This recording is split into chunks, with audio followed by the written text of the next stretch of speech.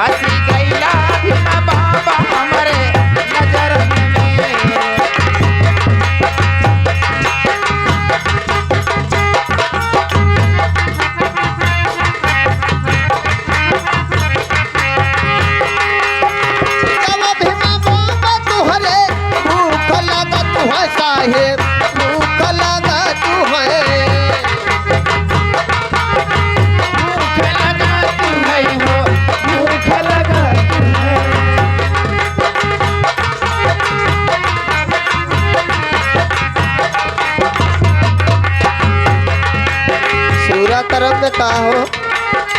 जब भीमा बाबा तुहरे भूख लगा तू है हो भूख लगा तू है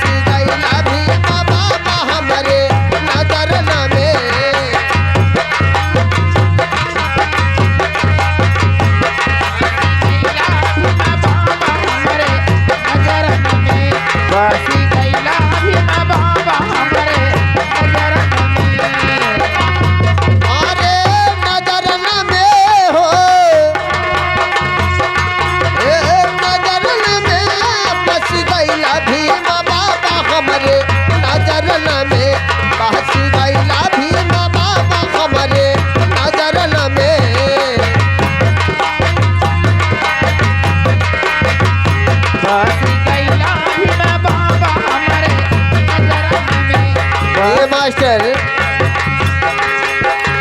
आज बड़े सौभाग्य की बात आज तो क्या तारीख हो गई हो 16 आज 16 तारीख 15 जनवरी के बहन मायावती जी का जन्मदिन था 17वां साल 70 साल हो गए सही कहलू आज ये महीने 71वां साल में चलल है मन समझाए मास्टर यो बहने जी हैं लेकिन इनके मम्मी के या नानी वानी पता ना चलत बा हो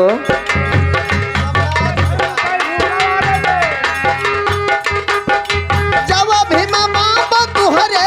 प्यासा लगा तू है साहेब प्यासा लगा तू है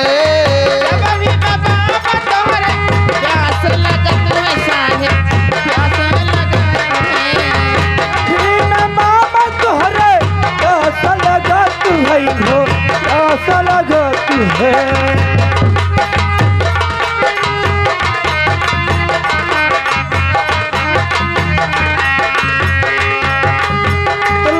लौकाती भाई नानी मम्मी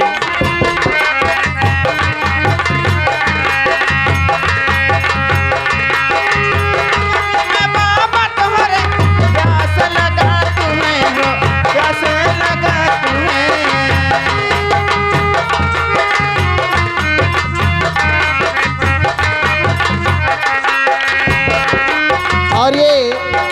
बबुआ के तरफ से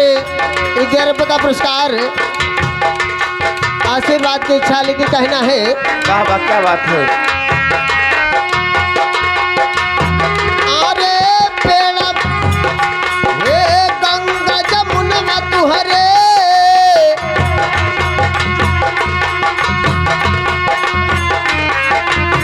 वाह मास्टर क्या बात है।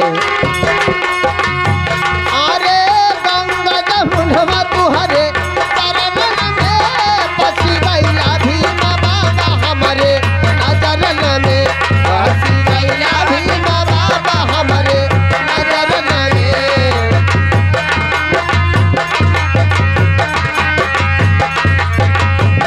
बिना बाबा हमारे